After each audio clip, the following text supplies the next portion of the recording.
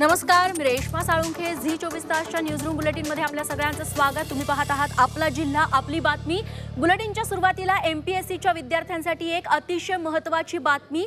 आपल्याला माहितीच आहे की याआधी एमपीएससीची परीक्षा पुढे ढकलण्यात आलेली होती, मात्र आता जी नवीन बातमी हाती येते त्यानुसार एमपीएससीच्या आणखी 2 परीक्षा आहेत त्या पुढे ढकलण्यात आलेल्या आहेत. तेव्हा एमपीएससीच्या आणखी 2 परीक्षा लांबणीवरती पडलेल्या आहेत.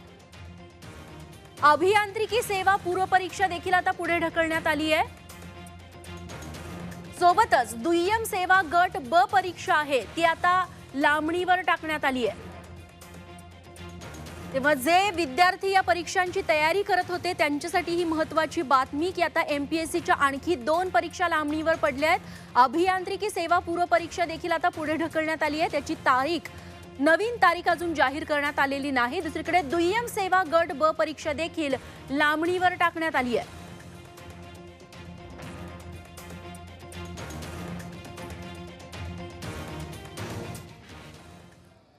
आणि यानंतर मुंबईतून एक संतापजनक बातमी.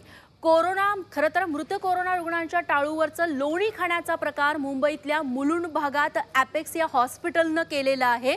कारण का आपल्याला माहिती आहे काल दिवसभर मुलुंडमध्ये लाईट्स नव्हत्या, त्यामुळे ॲपेक्स रुग्णालयात देखील लाईट नव्हती.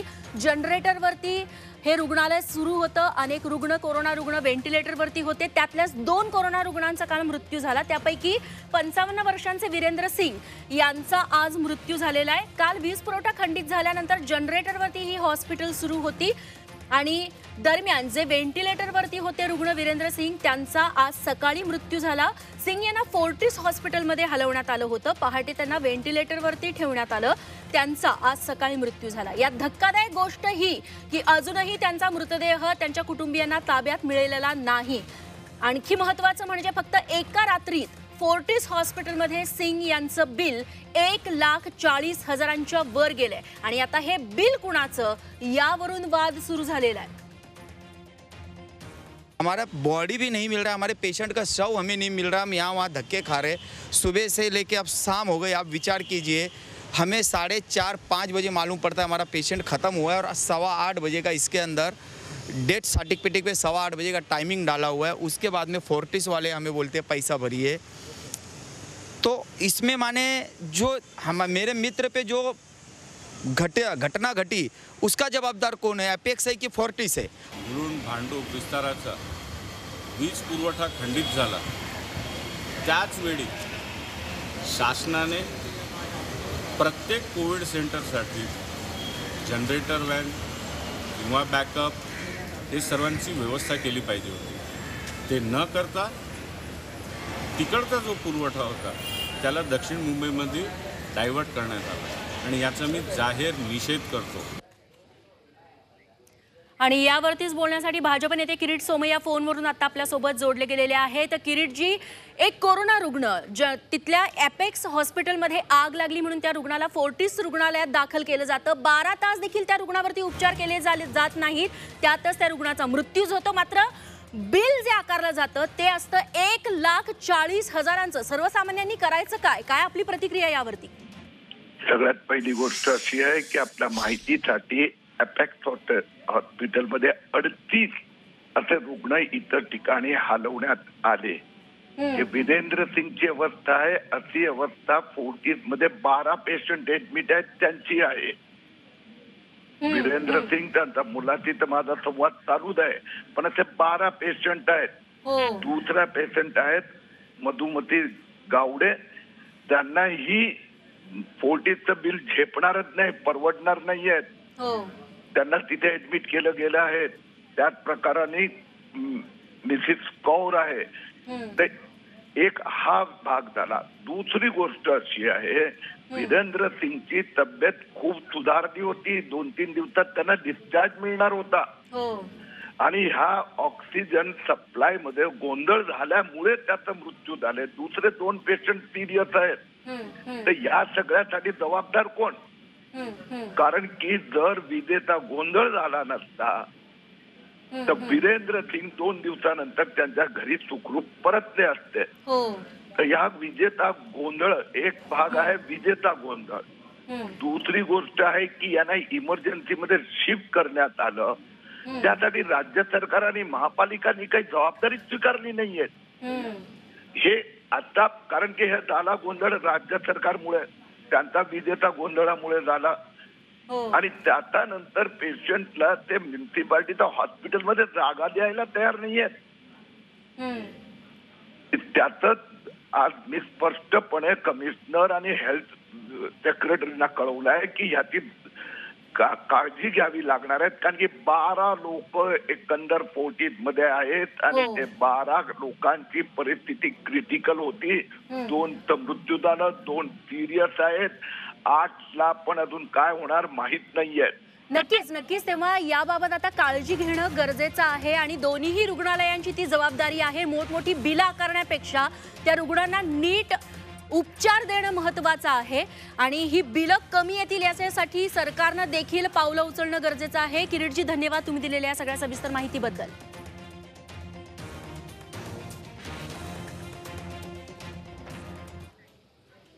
यानंतरची बातमी आहे शिर्डीतून. राज्यातली मंदिरं उघडण्यासाठी राज्यभरात जशी आंदोलनं सुरू होती तसंच आंदोलन आज शिर्डीत देखील सुरू होतं भाजपकडून. आणि या ठिकाणी दुपारी 4 वाजेपर्यंत राज्यातली मंदिरं खुली करावीत असं आवाहन राज्य सरकारला करण्यात आलेलं होतं. जोरदार आंदोलन भाजपकडून केलं गेलं. मंदिर उघडण्यासाठी शिर्डीत भाजपच्या आध्यात्मिक समन्वय आघाडीच्या नेतृत्वाखाली साधू महंतांचं लाक्षणिक उपोषण झालं. मंदिरं उघडण्याचा निर्णय सरकारनं 4 वाजेपर्यंत घ्यावा अशी मागणी उपोषणकर्त्यांकडून करण्यात आली होती. निर्णय न झाल्यानं पुढची दिशा ठरवण्यासाठी उपोषण स्थळीच बैठक झाली. दर्शन करण्यासाठी साई मंदिराकडे निघालेल्या उपोषणकर्त्यांना पोलिसांनी 4 नंबर गेटवरती रोखून धरलं. या राज्यामध्ये साधू संतांना कोणी वालीच नाही आहे. सकाळी 9 वाजेपासून साधू संत उपोषणाला बसलेले आहेत.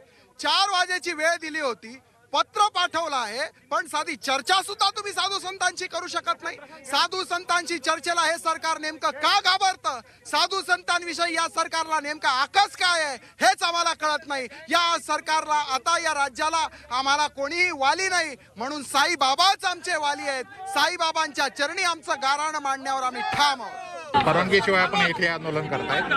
आम्ही डिटेन करू त्यांना. जर तुम्ही जबरदस्ती करण्याचा प्रयत्न करत आम्ही ताब्यात घेण्यात.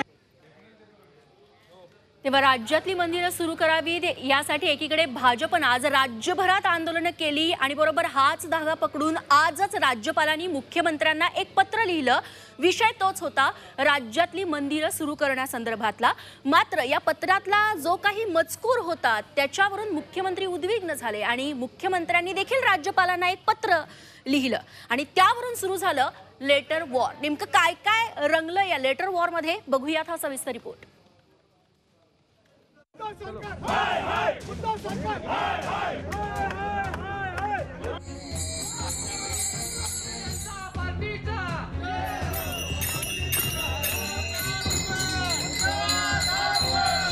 मंदिरं उघडण्याच्या मागणीसाठी भाजप नेत्यांनी राज्यभर आंदोलनाचा धडाका लावलाय. तर दुसरीकडे याच मुद्द्यावर राज्यपाल भगतसिंह कोश्यारी आणि मुख्यमंत्री उद्धव ठाकरे यांच्यामध्ये पत्र सामना रंगलाय. मंदिरं का खुली करत नाहीत असा सवाल करणारं पत्र लिहिताना राज्यपालांनी मुख्यमंत्र्यांवर वैयक्तिक निशाणा साधला. त्याला मुख्यमंत्र्यांनीही तातडीनं प्रत्युत्तर दिलं. मंदिराच्या मुद्द्यावरून सुरू झालेला दोघांमधला वाद हिंदुत्व, धर्मनिरपेक्षता, दैवी संकेत आणि कंगना राणावतपर्यंत जाऊन पोहोचला. मंदिरं खुली करा, मंदिरं कुलूप बंद का या राज्यपालांच्या प्रश्नावर मुख्यमंत्र्यांनी सडेतोड उत्तर दिलं. श्रद्धा जपताना जनतेच्या जीवाची काळजी घेणं हे आमच्या सरकारचं प्रथम कर्तव्य आहे असं मुख्यमंत्र्यांनी म्हटलंय. तुमचं हिंदुत्व बदललं का या प्रश्नावर मुख्यमंत्र्यांनी माझ्या हिंदुत्वाला आपल्या प्रमाणपत्राची गरज नाही असं प्रत्युत्तर दिलं. मुंबईला पीओके म्हणणाऱ्यांचं हसत खेळत स्वागत करणं हे आमचं हिंदुत्व नाही असा टोलाही उद्धव ठाकरेंनी कंगनाचा नामोल्लेख न करता लगावला. तुम्ही धर्मनिरपेक्ष झालात का या प्रश्नावर मुख्यमंत्र्यांनी राज्यपालांना त्यांनी घेतलेल्या शपथेची आठवण करून दिली. आपण राज्यपालपदाची शपथ ज्या राज्यघटनेनुसार घेतलीत त्या घटनेचा महत्त्वाचा गाभा सेक्युलरिझम आहे तो आपल्याला मान्य नाही का असा खोचक सवाल मुख्यमंत्र्यांनी केला. मंदिरं बंद ठेवण्यासाठी दैवी संकेत येतात का असा सवाल राज्यपालांनी विचारला होता. त्यावर आपल्याला अशा गोष्टींचा अनुभव येत असेल, मी एवढा थोर नाही असा टोला मुख्यमंत्र्यांनी लगावला. गेल्या 3 महिन्यात प्रार्थना स्थळं उघडण्याबाबत विविध शिष्टमंडळांनी आपल्याला भेटून विनंती केली असं राज्यपालांनी म्हटलंय. त्यावर विनंती केलेले आपण जोडलेली 3ही पत्र भाजप पदाधिकारी आणि समर्थकांची आहेत. हा योगायोग असू शकतो असा पलटवार मुख्यमंत्र्यांनी केला. राज्यपालांच्या सेक्युलरिझमच्या मुद्द्यावर प्रतिक्रिया देताना शिवसेना नेते संजय राऊत यांनी प्रश्न विचारला आहे की राज्यपाल सेक्युलर नाहीत काय? राज्यपाल सेक्युलर नाहीत. राज्यपालांनी जी शपथ घेतली राज्यपाल म्हणून ती घटनेला स्मरूनच घेतली आहे, घटनेनुसारच घेतली आहे. हा देश सगळ्या जाती धर्माचा आणि पंथांचा आहे आणि आज जेव्हा प्रार्थना स्थळांचा उल्लेख केला जातो तेव्हा त्यात सर्व प्रार्थना स्थळे येतात, फक्त मंदिरं येत नाही. मुख्यमंत्र्यांनी राज्यपालांना लिहिलेल्या पत्राबाबत भाजप यांनी निषेध व्यक्त केलाय. ते अतिशय दुर्दैवी अशा प्रकारचं उत्तर आहे आणि आम्हाला अपेक्षा होती की किमान ठीक आहे 3 पक्षाचं सरकार आहे, पण या 3 पक्षाच्या सरकारमध्ये शिवसेना जे स्वतःला हिंदुत्ववादी पक्ष म्हणतो की देव देश आणि धर्माकरता छत्रपती शिवाजी महाराजांची जी लढाई होती ती लढाई आम्ही लढतो अशा प्रकारचा ज्यांचा दावा या ठिकाणी आहे त्यांच्या देखील राज्यामध्ये इतका मोठा अन्याय मंदिरांवर व्हावा हे मला आश्चर्य वाटतं. राज्यपाल हे घटनेचे पालन करते मानले जातात. राज्यात राज्यघटनेचं पालन होतंय की नाही हे पाहण्याची जबाबदारी राज्यपालांची आहे. असं असताना राज्यघटनेतील महत्त्वाचा भाग असलेल्या धर्मनिरपेक्षतेविषयीच राज्यपालांनी प्रश्न उपस्थित करणं आश्चर्याचं आहे. Bureau report, Zee media. आणि यानंतर बीडमधून एक धक्कादायक बातमी. पुरोगामी महाराष्ट्रात सावकारीचा फास अजूनही शेतकऱ्यांभोवती किती घट्ट आवळलाय त्याचं उदाहरण ही बातमी आहे. कारण का इथल्या एका शेतकऱ्यानं फक्त 2,000चं कर्ज घेतलं, त्याच्यावरती 28,000 रुपये व्याज भरलं, मात्र तरीही या शेतकऱ्याला आत्महत्या करावी लागली. इतकं टोकाचं पाऊल या शेतकऱ्यांना नेमकं का उचललं पाहूयात. 2,000च्या कर्जावर 28,000चं व्याज. सावकाराच्या मारहाणीमुळे शेतकऱ्याची आत्महत्या. शेतकऱ्याच्या गळाशी सावकारी फास. हा फोटो आहे गंगाराम गावडे या बीड जिल्ह्यातील राजुरी गावातील शेतकऱ्याचा. गंगाराम यांनी गळफास घेऊन आत्महत्या केली असली तरी ते अवैध सावकारीचा बळी ठरले. गंगाराम यांनी सावकार युवराज बहिरकडून 2,000चं कर्ज घेतलं होतं. त्यावर सावकारानं तब्बल 28,000चं व्याज वसूल केलं. आणखी पैशांसाठी सावकार युवराज बहिरनं गंगाराम यांना मारहाण केली. शेवटी सततच्या छळाला कंटाळून गंगाराम यांनी आत्महत्या केली. हेच होतं म्हणूनच आत्महत्या केली. याचा पायीच मारहाण केली म्हणून आत्महत्या केली त्यांनी. लाल्या बहिरांनी त्यांना खूप मारलं रानात नेऊन. त्यांना मग सुधारलं, त्यांनी घरी कोणाला सांगितलं नाही, ऋषीने आत्महत्या केली. या प्रकरणी पोलिसांनी सावकार युवराज बहिरला अटक केली आहे.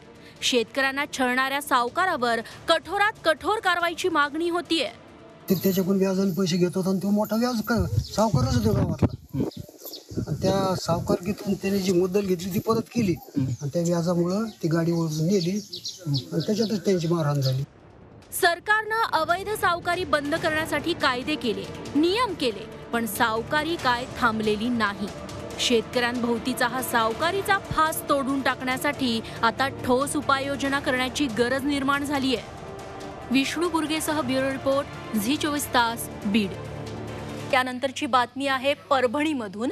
सध्या परतीचा पाऊस सुरू आहे, मात्र या परतीच्या पावसानं फक्त विदर्भ मराठवाड्यातच नाही तर संपूर्ण महाराष्ट्रामध्ये धुमाकूळ घातलाय. परभणीत काढणीला आलेली पिकं आहेत ती उद्ध्वस्त झालेली आहेत. त्यामुळे शेतकऱ्यांनी आता जगायचं कसा असा प्रश्न त्यांच्यासमोर उभा ठाकलाय.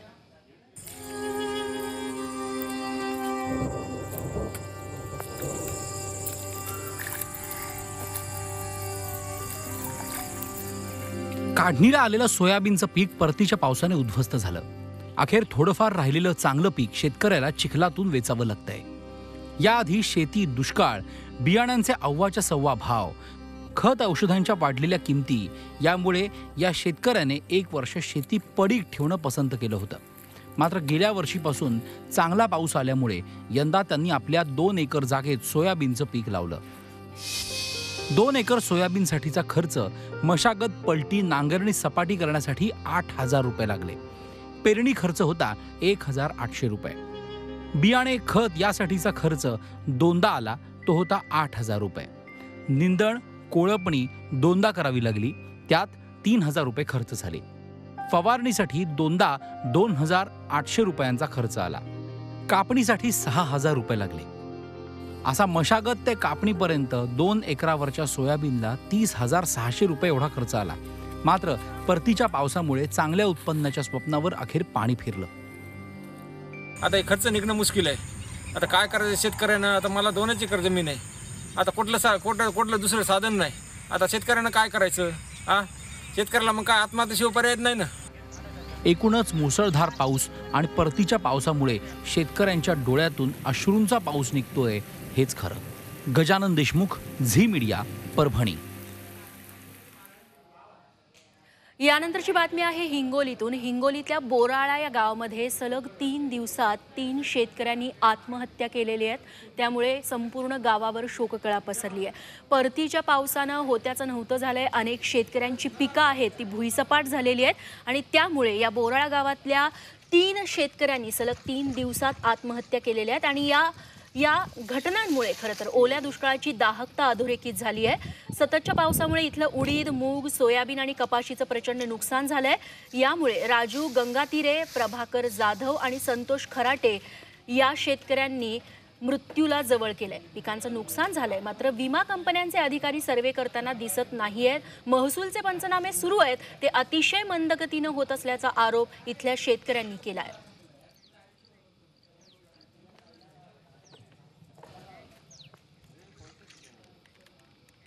आणि यासोबत बुलेटिनमध्ये आता वेळ झाली आहे इथेच थांबण्याची. मात्र सुपरफास्ट बातम्यांसोबत लगेचच परत येते. कुठेही जाऊ नका, बघत रहा झी 24 तास.